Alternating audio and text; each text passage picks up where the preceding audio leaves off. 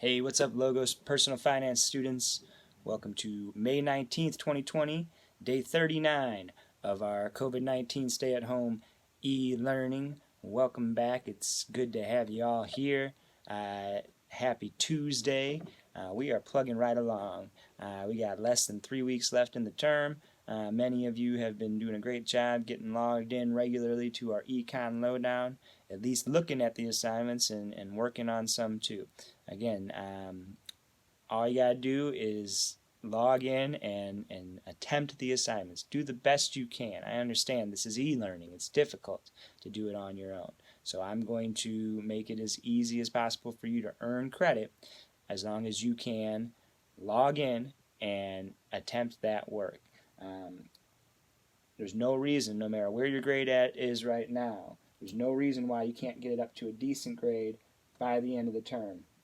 Even though we got, 2.5 weeks left, that's plenty of time, right? Starting today, you need to make sure that you're logging into Econ Lowdown every day and working on something, right?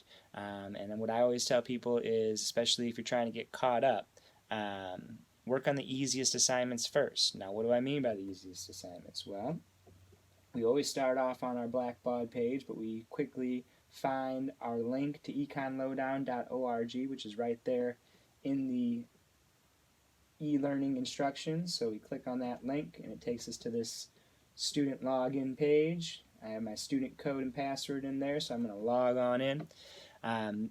The easiest assignments on Econ Lowdown are the written assessments. I think there are now, as of today, since we've added a new one, 5 written assessments up there. And each one of these written assessments is worth 5 points. And they're called a written assessment because you actually have to write or type an answer. Now, any answer that you submit will get you 5 out of 5, 100%. The point is not knowing, the exactly right answer. The point is kind of let me know what you know, right? Now, some of these other assignments, they might have a 4-question quiz on them, or a 6-question quiz, or an 8. Some of them, I think 10 is the most, right? So, those can be a little more difficult. But the written assessments, that's 5 points, right? So do those first if you haven't done all of those, right? We begin with the first one of the term. What is financial literacy, right? I got mine 100%. But remember, if we scroll all the way down to the bottom, we see the more recent assignments, right? And as you're scrolling down your page, you should see these same assignments, and hopefully you're seeing the same thing I'm seeing. 100%, 80%. The status should be viewed, status should be graded, right? If it's not viewed, not graded, not submitted, then it's a 0 right now. You need to get on there and work on those. But work on the written assessments first because, again, you're going to get 100%, and they're each worth 5 points. So that's like a lot of points when you compare it to some of these other assignments. I mean, some of these quizzes, some of these assignments, it's a 4-question quiz, right? And those are 4 maybe difficult questions. Well, there's 5 points right there in a written assessment. What are your monthly expenses? That's another written assessment. I think the most recent one we had was, what type of car do you want to drive? Again, it's your opinion. Whatever you want. And then if we scroll all the way down to the bottom, the last thing we always see is this link to daily YouTube message, which you're watching right now. And then right above it, the most recent assignment that was just put up today, what is interest? What is interest? This gets to these the video Q&A that was posted up yesterday that we started on, fees, and more fees. We're going to be talking a lot about interest going forward. Interest can be a good thing, it can be a bad thing, but what is it? How do you define interest? Simple definition of interest: interest is the price you pay for using someone else's money, right? You can buy money. Right? You can buy anything. You can buy any good or service, right? I can pay people to cut my grass. I can pay people for a new TV. I can pay people to give me their money. What? Yeah, right? I don't have $1,000 right now. I need $1,000.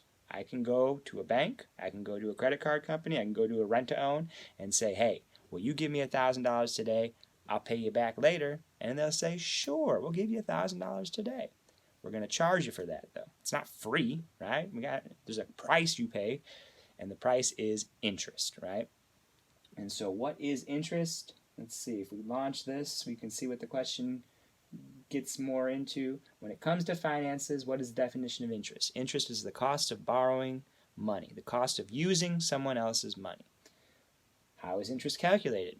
That's a good question. Well, it's a percent, right? Whenever you hear about percentages with interest, that's the cost, right? So if I, like I said, borrow $1,000 and the bank says you're going to pay this back with 5% interest, they're going to take that $1,000, they're going to multiply it times 5%, they're going to find 5%, and they're going to add that onto it. So I'm not going to pay them back $1,000, I'm going to pay them back $1,000 plus 5%, right? That's the interest. When can interest be harmful? Well, right there, right? Interest can be harmful because you end up paying more for stuff than you normally would, right? And when can interest be beneficial, though?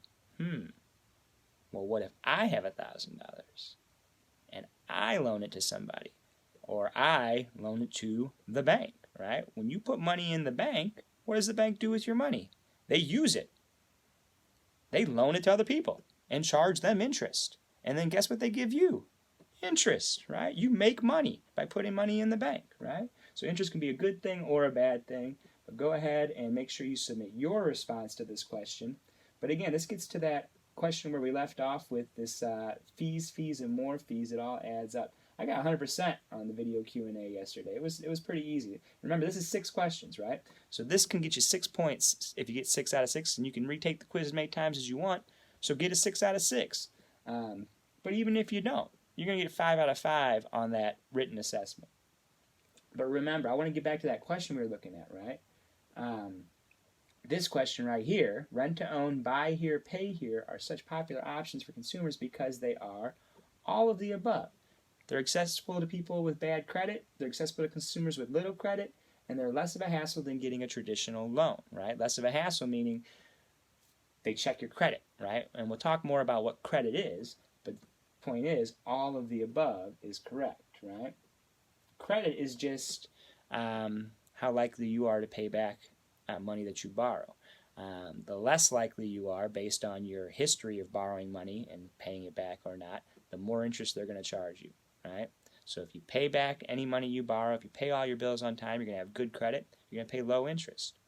If you've, borrowed money in the past and not paid it back, if you've missed paying your bills on time in the past, that's going to make you seem like you're more risky. And they still might loan you the money, but they're going to say, look, we're going to charge you more interest, right?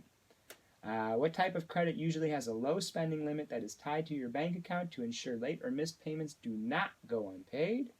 That is a secured credit card. Secured means they don't trust you, so they're going to give you a credit card with a high interest rate and a low spending limit. So that's a secured credit card. Yes. So this is where, again, interest can harm you financially. Why can interest harm you financially? Because it can make an $829 sofa end up costing $3,118.96. That is a huge markup, right? Now, it doesn't look too bad when you look at just the monthly payment, $30 a month, right? But this is where interest is harming you. You're paying it back over 104 months. Every month they're adding interest. So not only is the percent important, right? What percent interest are they charging? But how long are you paying it back? The longer it takes you to pay something back, the more interest you end up paying, right? Because every month they add that interest to what you owe. What with a deferred interest plan? Now, the only exception to that is this deferred interest plan, right? Sometimes they'll say, okay, we aren't going to add interest for this many months, and if you pay it back within this many months, then you don't pay the interest. But if you don't pay it back within this many months, we're going to add all the interest at once, right? And so the point is, if you do get a deal where they say, 5% interest for the first 36 months and then 25% interest after that, you better pay it back within 36 months, because on the 37th month they're going to go back and look at all that and add that 25% interest. So you absolutely want to pay it back within the time agreed. 36 months, 24 months, 12 months, 10 months, whatever it is. If you sign up for a deferred interest, right, they say we're not going to charge you the interest until after a certain amount of time. You want to pay it all back before that amount of time is up. Then otherwise they will hit you with that big interest and it will hurt you. And our final one, rent-to-own and buy here, pay here places can repossess your purchased goods after missing only one payment without refund. That is true. We talked about that yesterday. Repossess means that you don't have it anymore. While rent-to-own and buy here, pay here places allow someone with poor credit and or very little savings to purchase the things they want, they usually end up costing the consumer a lot more than a traditional loan would. Why? Because they charge extremely high interest rates. We're talking like, I was mentioned 5%, 10%. They're charging like 50%, 100%, 200% interest, right? They charge very high interest rates. And that is correct, and that's 100%. So there you go. I just gave you all the answers. You should get 6 out of 6 on this. You should get 5 out of 5 on the written assessment question. No reason why anyone watching or not watching, anyone on Econ Lowdown, you all should pass. If you need any help, let me know. Otherwise, have a good one. Peace.